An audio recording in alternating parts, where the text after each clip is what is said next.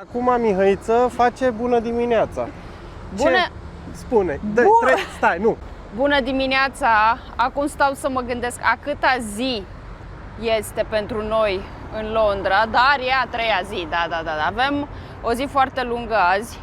Silviu mi-a enumerat mai înainte obiectivele pe ziua de azi, dar pe cuvântul meu că în afară de Tower of London chiar n-am ținut minte. Adică pe primul. Exact, pe primul, pentru că acolo o să mergem prima oară. O să vă povestim pe parcurs și haideți să vedem cu ce ne mai surprinde astăzi Londra.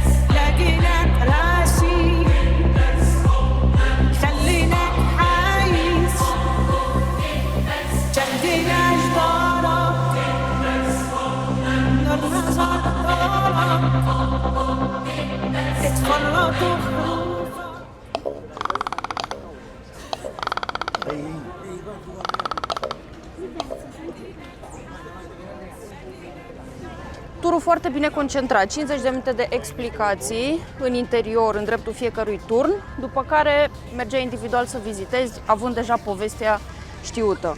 Ca și mică paranteză, mi-a plăcut foarte mult că ghidul nostru face parte din oamenii Casei Regale, să spun așa, și ne-a zis o mică poveste și despre el și despre uniforma lui. Ca și concluzie, foarte fain turul, dar destul de scump.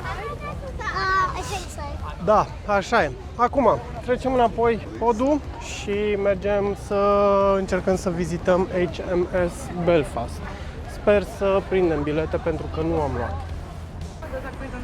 HMS Belfast este un crucișător ușor din clasa Town. A fost construit în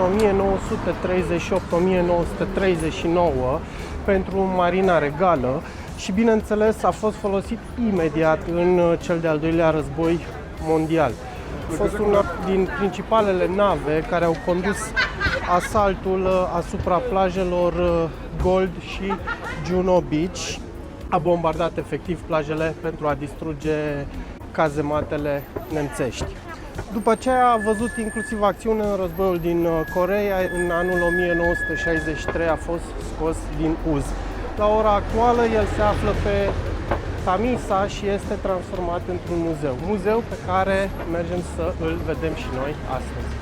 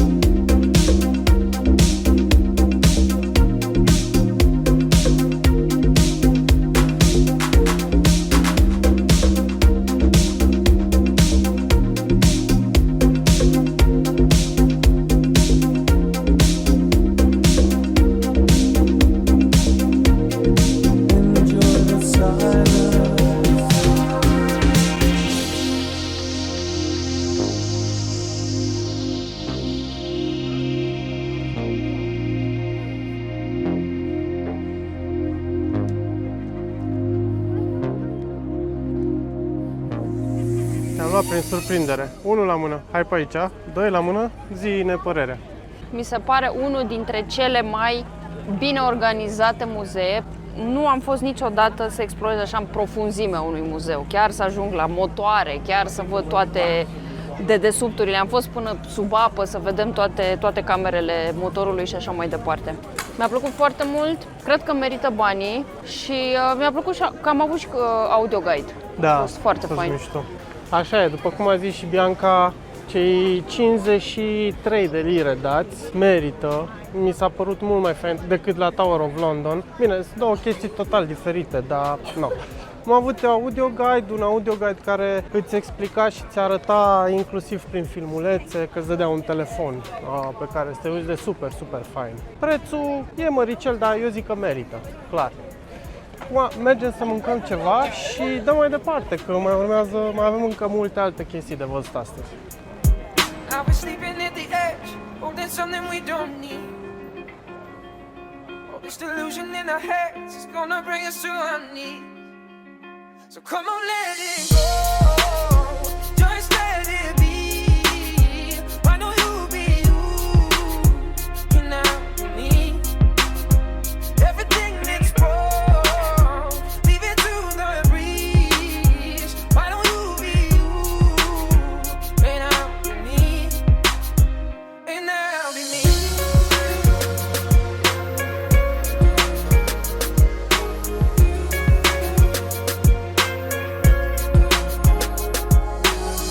Throwing clothes across the floor, cheating cars and slamming doors at you. If this is all we're living for, why are we doing it anymore? I used to recognize myself, it's funny how reflections change. And we're becoming something else, I think it's time to walk away. So come on, let it go, just let it be. Why don't you be you, and I'll be me? Everything that's wrong, leave it to the breeze. Why don't you be you, and I'll be me? And I'll be me. Este într-adevăr unul dintre cele mai mari și moderne muzee maritime pe care le-am văzut până în prezent. Ca și particularitate, ne-a povestit unul din angajați că în fiecare săptămână aduc câte un obiect nou pe care să-l prezinte publicului. Iar aici, ultima noastră oprire pe ziua de astăzi, parcul și observatorul Greenwich. Până mâine, numai bine! Everything that's wrong, leave it to the breeze. Let the ashes fall, forget about me. Come on, let it go, just let it be. Why don't you be you, and I'll be me, and I'll be me.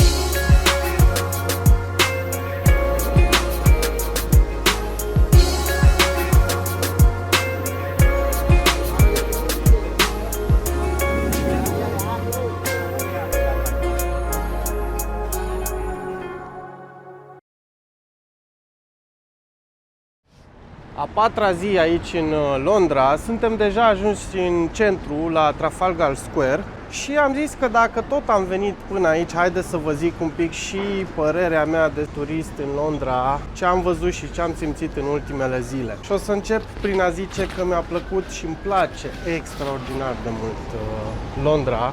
Este o capitală cosmopolită, o capitală europeană, o capitală în care se regăsesc foarte multe nații. Se vede că are o istorie veche, se vede că a fost o capitală de imperiu, pentru că găsești aici de la turci, albanezi, marocani, francezi, români, spanioli, absolut toate națiile pământului. E o capitală foarte faină pentru turiști, sunt foarte multe obiective turistice pe o arie relativ mică, adică sunt ușor accesibile și dacă stai cumva în centrul Londrei poți să le vizitezi foarte ușor folosind autobuzul sau chiar să mergi pe jos. E o capitală curată. Sincer, mă așteptam să fie mult mai mizerabilă, mult mai plină de boschetari. Am văzut, într-adevăr, și mizerie, am văzut și boschetari, dar nimic ieșit din comun, din contră. Am văzut în alte capitale mult mai multă mizerie decât am văzut aici. Cei drept, noi ne-am învârtit doar în zona centrului, nu vorbesc despre periferii, dar ce am văzut mi-a plăcut. Astăzi urmează să vizităm alte obiective aici. După cum ziceam, o să începem cu Trafalgar Square, după care o să mergem în cea mai veche piață din Londra. Mai departe o să vizităm probabil unul dintre cele mai vestite muzee din lume, și anume British Museum. Iar spre finalul zilei o să vizităm Muzeul de Istorie Naturală din Londra, la fel, care este un muzeu extraordinar de căutat și de iubit în întreaga lume. Cam asta în mare pe ziua de astăzi. Vă las cu imaginile, pozele și aventurile care urmează. Ne aflăm la Trafalgar Square, una dintre cele mai importante piețe care se află în centrul Londrei, mai exact în orașul Westminster.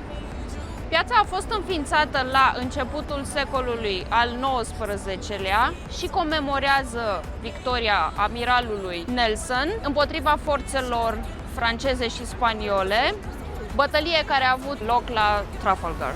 Acum mergem pe jos către unul din districtele Londrei, district care poartă denumirea de Covent Garden. A fost folosit încă din trecut pe post de loc de adunare, piață și așa mai departe, iar la ora actuală este unul din districtele care îmbină foarte bine partea culturală a Londrei, partea modernă a Londrei. Mergem pe jos să vizităm.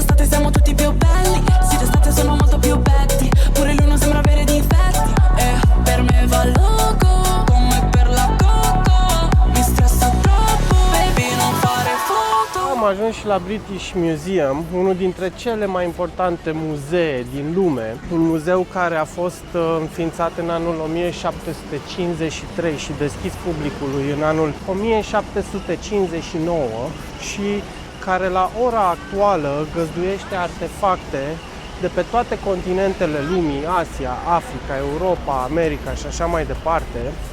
Iar printre cele mai importante din interiorul său se află lucrurile găsite în mormintele faraonilor, inclusiv Cartea Morții, se află Rosetta Stone, comoara din mausoleum din Halicarnas și multe artefacte la fel de importante. But this shit's fantastic. For the ages, feels like it's magic. Hear the clock been haunting my dreams. It's been ticking for hours, ticking for hours. Yeah, I feel so old. Gotta waste no time, gotta wait in line and the weather's so cold. Should've brought my coat at the end of the line, on my shit untold. Messed up a lot, used to be waiting for something or someone to give me my spot. God only show you the way, it's all up to the plan and the paper and people you brought. I learned what I taught, I hope that they notice and give us a shot. I swear every team been lying a lot, might give us away. And what is the cost? The truth I won't face, I think that we caught. I hear what you say, but jealousy rots the brain, the fame, the game. I know you a fan of me, feeling me, you can't get rid of me, calling the SWAT. Time is running out. It's been moving, but we still don't have the crowd. Money in my head, but not my bank account. Clock is ticking fast. Yeah, we late, but this shit's fantastic. For the ages, feels like it's magic. Hear the clock been haunting my dreams. It's been ticking for hours, ticking for hours. Time, gotta reach inside of my backpack, look back, what's that, fuck that. Feeling like Bambi, scary, reach down, can't find where my nuts at. Yeah, run it back, time don't love me, rub me like I got a humpback, jump back, bite me, gonna fight me while I'm typing. These are my thoughts. Yeah, and I'm done with the wild shit. Yeah, a lot more time than I could've had with Jack. Clock always ticking, but the time I'm making up better not for the doubt. Living for the thing I love. It's just all about the journey. I'm enjoying what I'm doing. Got this mission from above, like the witches I'll be brewing. Coming soon to a theater near you, not a sequel. Revenge of the Sith, yeah, bitch, that's a prequel. Time is running out. It's been moving, but we still don't have the cloud. Money in my head, but not my bank account. Clock is ticking fast. Yeah, we late, but this shit's fantastic. For the ages, feels like it's magic. Hear the clock been haunting my dreams. It's been ticking for hours, ticking for hours. Time, gotta reach inside of my backpack, look back, what's that, fuck that. Feeling like Bambi, scary, reach down, can't find where my nuts at. Yeah, run it back, time don't love me, rub me like I got a humpback, jump back, bite me, gonna fight me while I'm typing. These are my thoughts. Yeah, and I'm done with the wild shit. Yeah, a lot more time than I could've had with Jack. Clock always ticking, but the time I'm making up better not for the doubt. Living for the thing I love. It's just all about the journey. I'm enjoying what I'm doing. Got this mission from above, like the witches I'll be brewing. Coming soon to a theater near you, not a sequel. Revenge of the Sith, yeah, bitch, that's a prequel. Time is running out. It's been moving, but we still don't have the cloud. Money in my head, but not my bank account. Clock is ticking fast. Yeah, we late, but this shit's fantastic. For the ages, feels like it's magic. Hear the clock been haunting my dreams. It's been ticking for hours, ticking for hours. Wow! Nu degeaba este unul dintre cele mai cunoscute și faimoase muzee din lume. O să încep cu ce nu mi-a plăcut neapărat la el, și anume faptul că este un muzeu cât se poate de clasic, cu exponate puse în vitrină. Nu ai aproape nimic digital la el. Nu prea vezi ceva, filme, ecrane, proiectoare și alte nebunii de genul ăsta. Nu. Exponatele și poți să citești despre ele. În schimb, aici e chestia. În schimb, exponatele dinăuntru e genul de muzeu care poți să vii să pierzi o zi întreagă, de dimineață până seara. Să-ți iei efectiv scăunelul, să vii, să stai, să te pui, să te uiți la exponate, să citești despre ele. Dacă ești pasionat de istorie în general, e extraordinar de fain. Am văzut și am citit chestii despre imperii și țări și culturi care nici măcar nu știam că există. Extraordinar de fain și clar, dintre toate muzeele văzute de mine până la ora actuală, și în Londra și în alte părți, este pe primul loc. Mai avem încă un muzeu de vizitat astăzi, și anume Muzeul de Istorie Naturală, și deja simțim cumva și oboseala asta de... Am văzut foarte multe muzee și începem să ne umplem, ca să zic așa, să ne neapărat săturăm, devine obositor la un moment dat, să te uiți peste tot, să vezi ceva interesant, să-ți atragă atenția. Dar sunt convins că încă un muzeu mai putem duce. Până atunci mergem undeva să mâncăm ceva, pentru că ne este foame, și la 4 o să mergem să intrăm și în Muzeul de Istorie Naturală. Atât.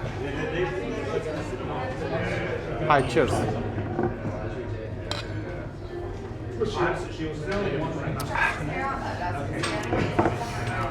Cum e? Bună. Hai, așteptăm să vină și mâncarea. Am dat pe 2 porții de fish and chips și 2 beri, 51 de lire. Da, cam astea sunt prețurile prin Londra, cel puțin prin centrul Londrei. Și cam așa arată porția de fish and chips. Cum e? Foarte bun. Nici n-ai apucat să-l bagi în gură și ai zis că e bun deja. Foarte bun, mi-e foame. Ți-e foame, a? Bine, hai, poftă bună. Și iată-ne ajunși în fața ultimului nostru obiectiv de vizitat de aici din Londra, Natural History Museum. Ne vedem înăuntru.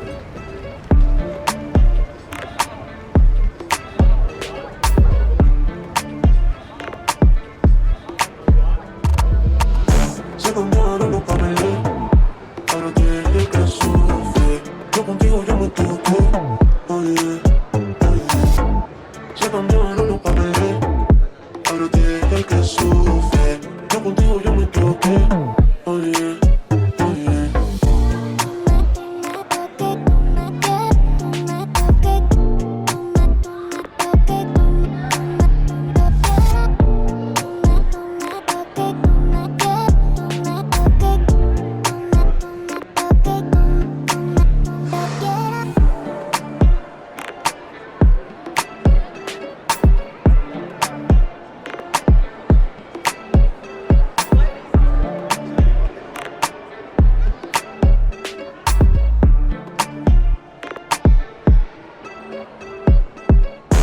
cambiaron los papeles.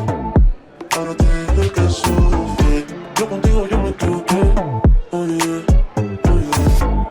Se cambiaron los papeles. Ahora tú eres el que sufre. Yo contigo yo me equivoqué. Oye, oye.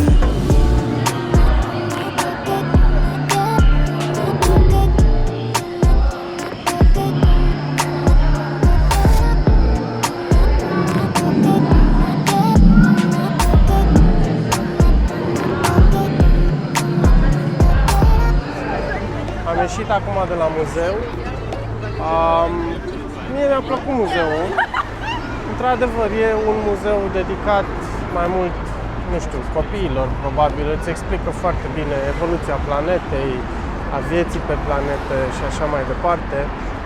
Dar, în același timp, e un muzeu drăguț, mișto. Mi-a plăcut foarte mult partea de dinozauri, bineînțeles. Mă așteptam să-mi placă treaba aia și ala a făcut deliciu, ca să zic așa, vizitei. Bianca nu a fost foarte impresionată de muzeu, a zis că e fain, dar nu a dat-o pe spate, i s-a părut ușor infantil. Acum, nu, fiecare cu părerea lui. Da, ce pot să recomand este să nu faceți 50 de muzeu unul după altul, pentru că la un moment dat, într-adevăr, devine obositor. Fizic ca fizic, dar mai ales psihic. Asta am observat noi acum după, nu știu, 4-5 muzee, 6 câte naiba au fost. Cam asta, urmă. Mergem să ne retragem ușor către cazare, pentru că avem bagaje de făcut, pentru că mâine urmează să ne urcăm în avion și o întindem către altă destinație. Până atunci, numai bine!